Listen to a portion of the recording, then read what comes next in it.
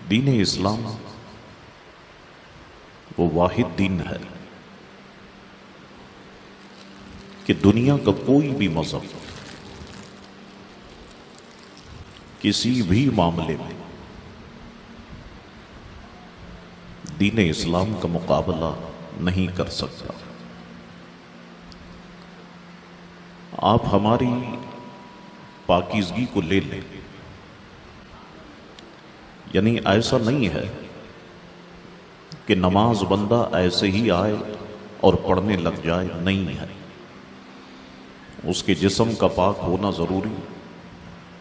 باوضو ہونا ضروری، لباس اس کا پاک صاف و ستھرا ہونا ضروری، اور پھر قبلہ رخ ہونا ضروری،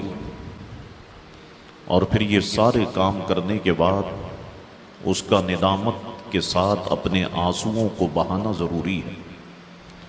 تب کہیں جا کر کے ایک بندہ مومن صحیح معنوں میں عبادت کا حق ادا کرتا ہے۔ تو جو عبادت کا طریقہ ہم مسلمانوں کے یہاں ہے، میں نے دنیا میں دیکھا، میں نے چرچ بھی دیکھے، میں نے مندر بھی دیکھے، میں نے گرودوارے بھی دیکھے، جو پاکی، نفاست، طہارت کا طریقہ ہم مسلمانوں کے یہاں ہے، خدا کی قسم کوئی مذہب کا ماننے والا اس کا مقابلہ نہیں کر سکتا کہ جو حضور علیہ الصلوۃ والسلام نے ہمیں تعلیم فرمایا۔ آپ زکوٰۃ کو لے لیں،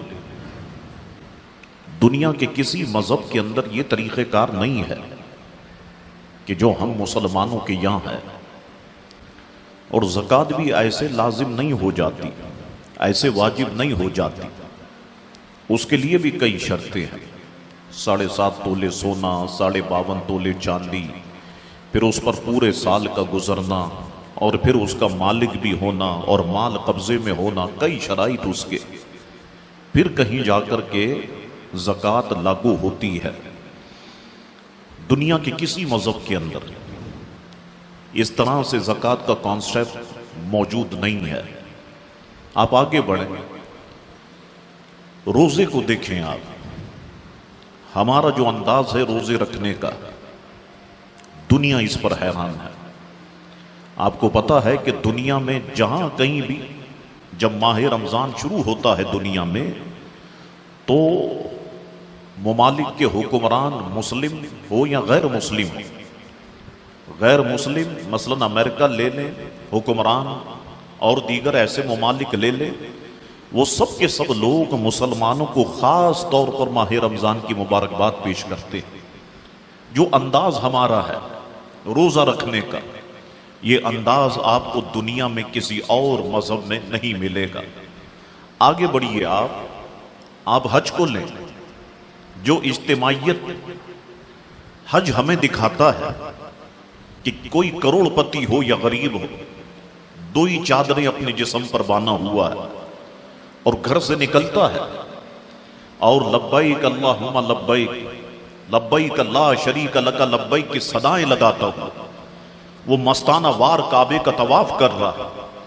اللہ اکبر، وہ مستانہ وار جو حج کے ارکان ہیں ان کو ادا کرنے میں لگا ہوا ہے۔ تو جو اجتماعیت حج کے دنوں کے اندر مسلمانوں کی دکھائی دیتی ہے،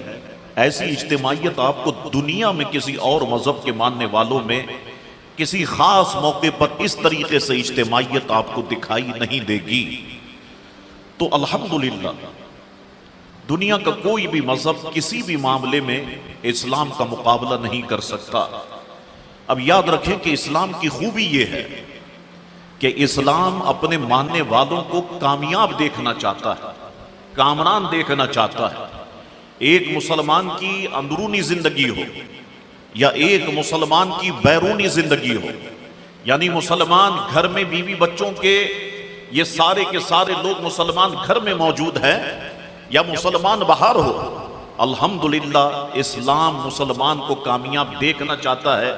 اور نہ صرف یہ کہ کامیاب دیکھنا چاہتا ہے، بلکہ الحمدللہ کامیابی کے راستے بھی اسلام نے مقرر فرما دیے ہیں۔